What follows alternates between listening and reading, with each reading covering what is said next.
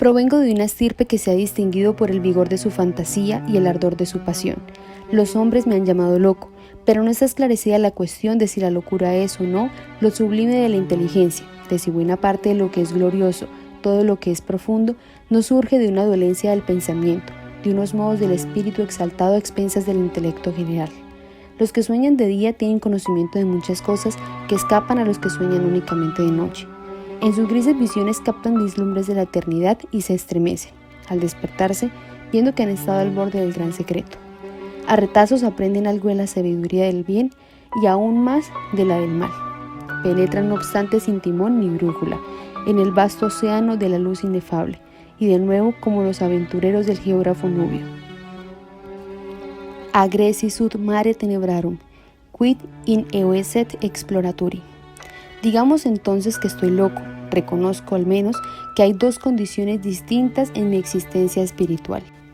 La condición de razón lúcida, sin discusión, perteneciente al recuerdo de los sucesos que han formado la primera época de mi vida y una condición de sombra y de duda relacionada con el presente y con el recuerdo de lo que constituye la segunda gran época de mi existencia. Por tanto, lo que diga yo del primer periodo, creedlo, y a lo que pueda relatar del último periodo, dadle crédito solo hasta donde os parezca justo, o dudad de él por entero, o si no podéis dudar, representad el papel de Edipo con su Edipo. La que yo amé en mi juventud y de quien trazo ahora tranquila y claramente estos recuerdos, era la hija única de la única hermana de mi padre, fallecida hace largo tiempo. Eleonora era el nombre de mi prima. Habíamos vivido juntos bajo el sol tropical en el valle de la hierba policroma. Jamás un paso sin guía había penetrado hasta ese valle, pues se extendía a lo lejos entre una cadena de montañas gigantescas que se elevaban y dominaban todo el contorno, cerrando la luz del sol sus más deliciosos recovecos. Ningún sendero estaba hollando en sus cercanías, y para llegar a nuestro hogar feliz se requería apartar con fuerza el follaje de miles de árboles selváticos y aplastar la gloria de muchos millones de fragantes flores. Así vivíamos completamente solitarios, sin conocer nada del mundo más que aquel valle, yo, mi prima y mi madre. Desde las regiones oscuras al otro lado de las montañas situadas en el extremo superior de nuestro cercano dominio, serpenteaba un estrecho y profundo río, más brillante que todo, excepto los ojos de Eleonora, y retorciéndose allí y allá en numerosos meandros, se escapaba al fin por un desfiladero tenebroso a través de las montañas, aún más oscuras que aquellas de donde había salido. Lo llamábamos el río del silencio, pues parecía poseer una influencia apaciguadora en su curso. Ningún murmullo se elevaba de su lecho, y se paseaba por todas partes tan suavemente que los granos de arena, parecidos a perlas, que nos agradaba contemplar en la profundidad de su seno, no se movían en absoluto, sino que reposaban en una dicha inmóvil, cada cual en su antiguo sitio primitivo y refulgiendo con un brillo eterno. La orilla del río y de muchos riachuelos deslumbradores que por diferentes caminos se deslizaban hacia su lecho, todo el espacio que se extendía desde esa orilla hasta el fondo de Guijos a través de las profundidades transparentes, todas esas partes, digo, así como toda la superficie del valle, hasta las montañas que lo rodeaban, estaban tapizadas de una hierba verde tierna, densa, corta, perfectamente igual y perfumada de vainilla, pero también estrellada, en toda su extensión, de ranánculos amarillos, de margaritas blancas, de violetas púrpuras y de asfódelos de un rojo rubí que su maravillosa belleza hablaba a nuestros corazones, con acentos refulgentes del amor y de la gloria de Dios. Y luego, aquí y allá, entre aquellas hierbas brotaban en macizos como explosiones de sueños, árboles fantásticos cuyos troncos grandes y delgados no se mantenían rectos, sino que se inclinaban graciosamente hacia la luz que visitaba a mediodía el centro del valle. Su corteza estaba moteada por el vino brillo alternado del ébano y la plata, más satinada que todo, excepto las mejillas de Eleonora, de tal modo que, en el verde brillante de las anchas hojas que se extendían desde sus copas en largas líneas temblorosas, jugueteando con los céfiros, hubiera podido tomárselos por monstruosas serpientes de Siria que rendían homenaje al sol, su soberano. Durante 15 años, Eleonora y yo, cogidos de la mano, vagamos por aquel valle antes de que penetrara el amor en nuestros corazones. Fue una noche, al final del tercer lustro de su vida y del cuarto de la mía,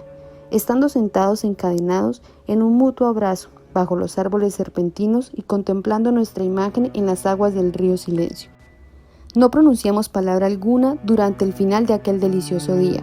y hasta por la mañana Eran nuestras palabras trémulas y raras. Habíamos sacado el dios Eros de aquellas ondas y sentíamos ahora que había inflamado en nosotros las almas ardientes de nuestros antepasados. Las pasiones que durante siglos habían distinguido nuestra estirpe se precipitaron, numerosas, con la fantasía de que habían hecho igualmente célebre, y todas juntas soplaron una deliciosa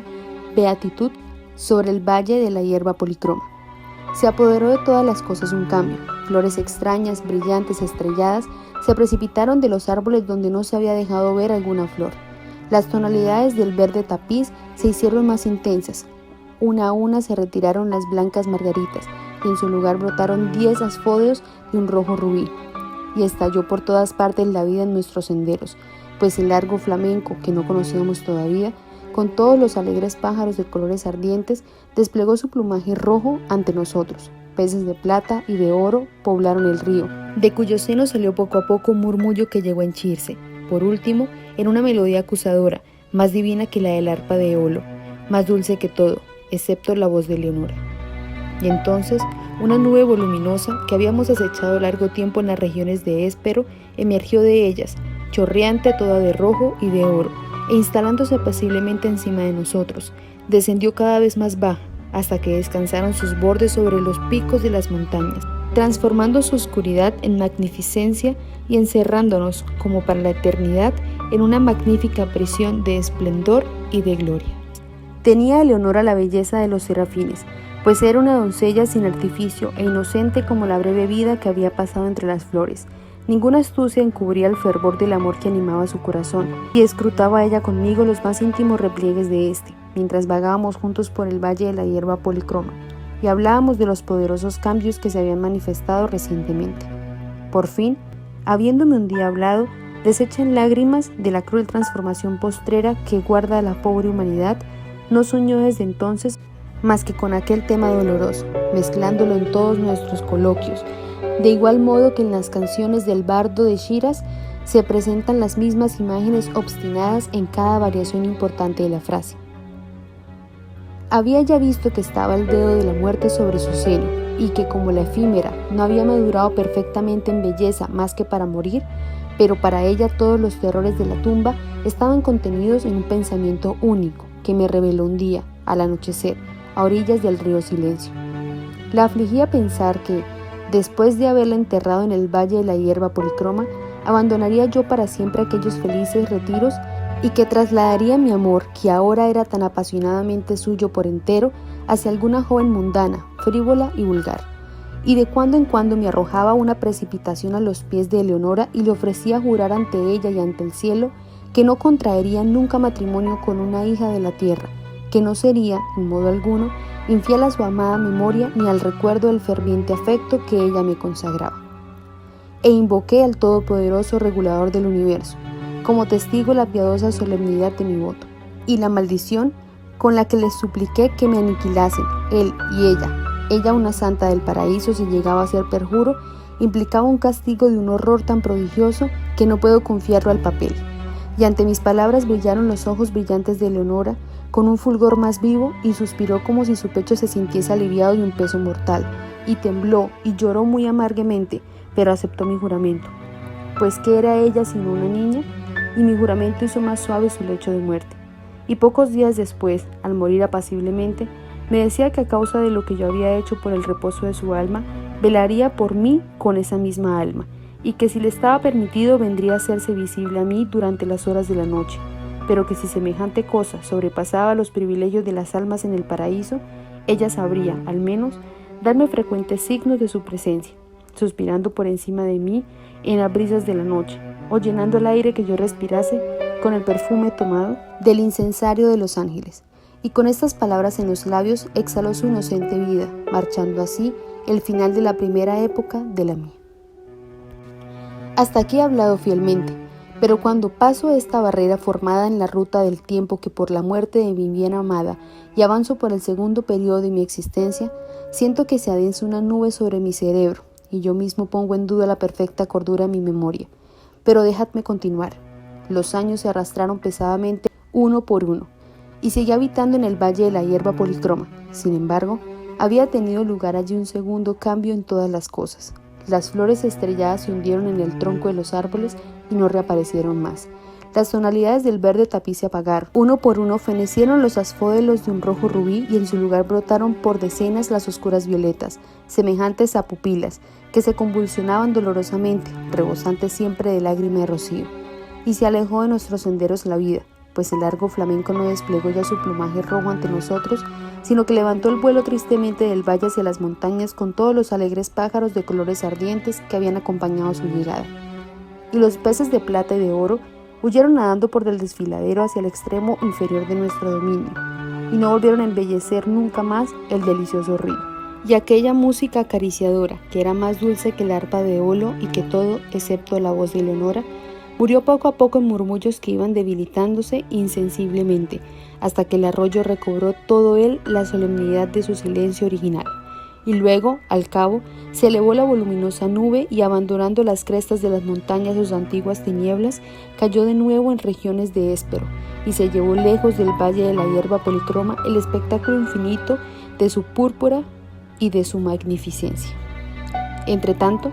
Eleonora no había olvidado sus promesas, pues oía yo los sonidos del balanceo de los incensarios de los ángeles y flotaban siempre, siempre por el valle varadas de un perfume sagrado, y en las horas de soledad, cuando mi corazón latía con pesadez, los vientos que bañaban mi frente llegaban hasta mí cargados de quedos suspiros y llenaban con frecuencia el aire nocturno, rumores confusos, y una vez, solo una vez, fui despertado de mi sueño, comparable al sueño de la muerte, por la presión de unos labios inmateriales sobre los míos. Pero a pesar de esto, el vacío de mi corazón se negaba a ser colmado. Ansiaba el amor que lo había henchido antes hasta hacerlo rebosar. Por último, me resultó el valle doloroso, lleno de los recuerdos de Leonora, y lo abandoné para siempre, por las vanidades y los turbulentos triunfos del mundo. Me encontré en una ciudad extranjera, donde todas las cosas servían para borrar del recuerdo los dulces sueños que soñé tanto tiempo en el valle de la hierba policroma, las pompas y faustos de una corte soberbia y el loco clamor de las armas y la belleza radiante de las mujeres trastornaban y embriagaban mi cerebro. Aún así, mi alma había permanecido fiel a sus juramentos y seguía a Leonora dándome signos de su presencia en las silenciosas horas de la noche. De repente, cesaron aquellas manifestaciones y el mundo se tornó oscuro ante mis ojos y me sentí aterrado por los ardientes pensamientos que se apoderaban de mí, por las terribles tentaciones que me asediaban.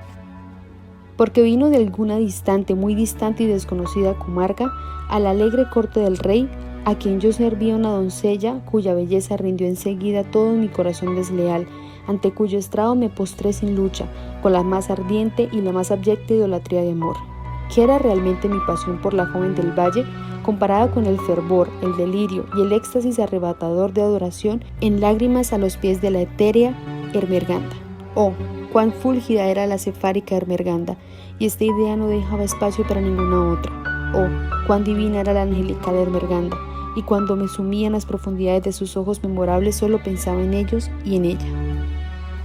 Me casé con ella, sin temor a la maldición que había yo invocado, pero no recibí la visita de su amargura, y una vez, solo una vez en el silencio de la noche, llegaron hasta mí, a través de mi ventana, los quedos suspiros que me habían abandonado, y se modularon unidos a una dulce y familiar voz que decía: duerme en paz, pues reina y gobierna el espíritu del amor, y al acoger en tu apasionado corazón a la que se llama Ermengarda, quedas relevado, por razones que te serán dadas a conocer en el cielo, de tus votos para con Eleonora.